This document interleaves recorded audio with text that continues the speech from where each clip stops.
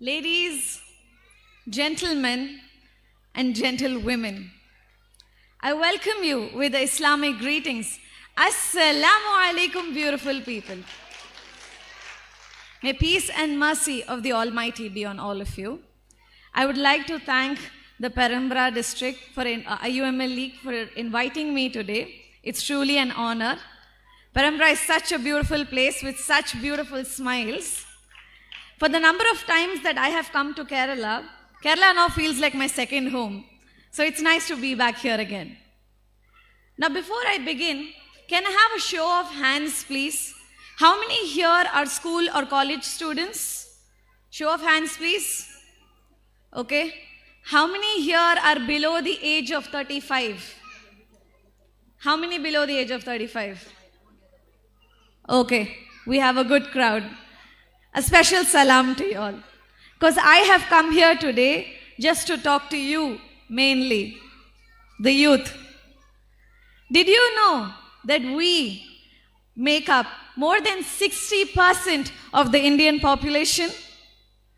Did you know that we are more than 800 million of us in India?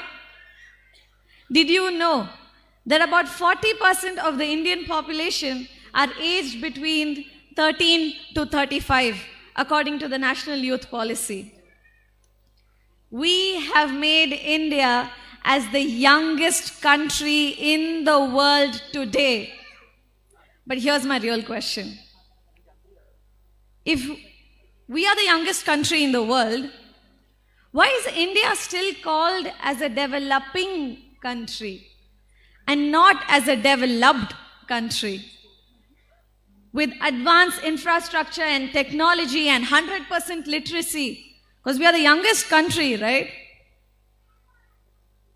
This makes me wonder what is the idea of development that is there in the minds of our youth, which leads us to question, what is this 60% of population even doing? What are our youth doing? हमारे youth क्या कर रहे हैं? നമ്മുടെ ഈ പുതിയ തലമുറ, നമ്മുടെ ചെറുപ്പക്കാർ എന്താണ് ചെയ്യുന്നത്? Only 18% spend their time doing something productive. Only 18%. 71% of the youth waste their time in leisure. And what do we use the most? What do we do the most during leisure? I want the youth to answer. Social media. We are so active on social media that we do random trends, random reels, random TikTok challenges and all that don't even make sense. And the kind of social media influencers who are there, what are they influencing us to become? I recently read this news about this viral app TikTok created by the Chinese. Did you know the kind of content that is shown to the Indian youth is different from the kind of content shown to the Chinese youth? Did you know that? The Chinese youth on their news feed will see all art, literature and history and culture and everything about development, positive. But the kind of content that the Indian youth see on their social media is violence, women harassment, drug abuse, acid attacks, murders, suicide. Did you know our youth are committing suicide on TikTok, on Instagram, because it goes viral? But we are in particular shown such kind of content. Why? Because youth are the target of anything and everything.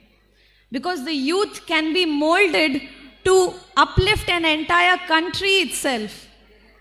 But the hard truth, the youth can be distracted easily and can bring down an entire country itself.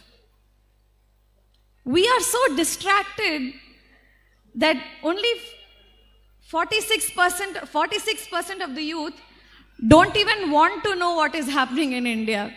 There's so much chaos happening There's so much wrong happening, but 46% don't even want to know. They don't even have an opinion. They're not interested at all. India is so rich in heritage, history, culture, religions. But only 38% of the youth even pray regularly. Why? Why are the youth so distracted? Nobody wants to stay in India these days. Western world feels more home to them. If the Western world was so progressive and flawless, they wouldn't have brought the entire earth to the brink of irreversible collapse of our environment. There wouldn't be so much of corruption and racism. My dear friends, no country is perfect, but you most definitely can make your country perfect. You know, India is one of the poorest countries in the world, meaning the percentage of poverty in India is quite high. But did you know that India had the largest economy in the world until the Westerners systematically exploited us? And what kind of history are we even reading in schools and colleges? I did my undergrad in history, and I know how much history I actually did not learn, and how much concocted and changed history I actually learned. There's no much praise for Indian scientists. We've discovered so much. Anything related to science and discovery, it's only the Westerners who did it. Arey, who told that? Vimanika Shastra, aeronautics, Garbha Shastra, anthology, surgery, engineering, medicine.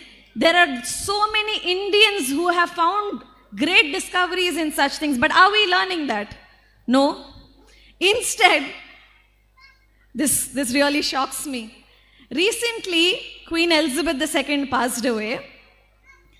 And I got this message on WhatsApp. I'm laughing at it, but let me just tell you all how this went. She's the head of a school, okay? She messages, Inna lillahi wa inna ilayhi rajiun. Queen Elizabeth has passed away. Oh, such a great leader. Do you all understand what that is? Her reign, her family, her country put our country into hundreds and hundreds of years of slavery. They killed thousands of us. Okay, you want to appreciate somebody for who they have been, at least acknowledge the fact of what has taken place in your own country. Be proud of your heritage. Be aware of your own history first. When we see so much crime happening, I put them in two categories. Number one, divide and rule policy. Number two, destroying and seducing the youth. When I see this happening, I can understand from an eagle's point of view that all of this is organized crime. It's not simply happening in UP, it is not simply happening in Gujarat, it's not simply happening in Udupi, it's organized crime. Kerala and Tamil Nadu are not too far away from this. So I request my youth to be smart. Be smart and realize what is happening. That the divide and rule policy, suddenly our Hindu neighbors hate their Muslim neighbors. Suddenly the youth are completely involved in drugs. Why? And how do we tackle this? I have a very simple solution for it. And I know the youth will connect with me on this. Sauhridam, friendship, dosti, natpu. You may wonder, how do I tackle Islamophobia with friendship? How do I tackle youth being abused with drugs with friendship? How? I'll tell you how. My Hindu friend helps me with my speeches. My Sindhi friend teaches me punctuality.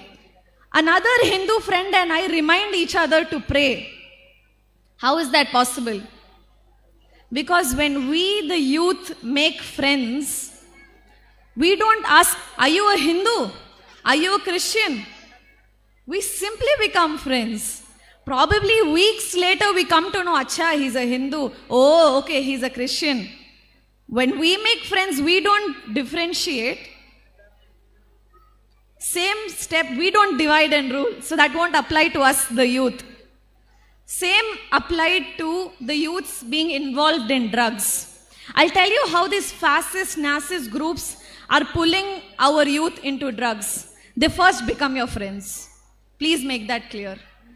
Youth don't randomly get drugs in their hands. These fascist powers become your friends first and then slowly start giving you these drugs as if they're chocolates. Or they tell you, oh, it's cool. Only then you can be part of our friends group. You should take drugs. So I go back to the first step. I go back to the solution I gave you. Sahridam. Make the right kind of friends and they will help you grow. They will not let you go astray. They will not differentiate. You know, my friends from other religions and communities stand up and talk on the attacks that are happening against Indian Muslims in India. A Christian stood on my right, a Hindu stood on my left when we were protesting for the Bilkis Banu rape case. That is India. We are much smarter than our ancestors. We will not let India go down in divide and rule policy. We will stand united because we have Sauridam, because we have friendship. For this, I'll tell you one thing. Tell me who you are. Tell me who your friends are, and I will tell you who you are. Is that English proverb. Ningalude suharthukal aaranannu parayu. Ningal aaranannu njan paraya. I conclude with a request to the society. Dear society, treat the youth of your houses as the future leaders of this country. Dear society, educate our youth, give them sex education, tell them our actual history and heritage, educate them like the future leaders of this country. Dear society, I ask the police to protect the youth, not take bribes from them, not ill-treat them on the roads, but protect them like the future leaders of this country. Dear society, I request the politicians to guide the youth, to show us the right kind of politics, to show us that politics is not corrupt, to guide them like the future politicians and leaders of this country. Dear society, understand that the youth are the future of this country. So guide them right. This is Fazila Fathima, a proud Indian Muslim youth. Wa akhiru da'wana alhamdulillahi rabbil alameen. Assalamu alaikum wa rahmatullahi wa barakatuh.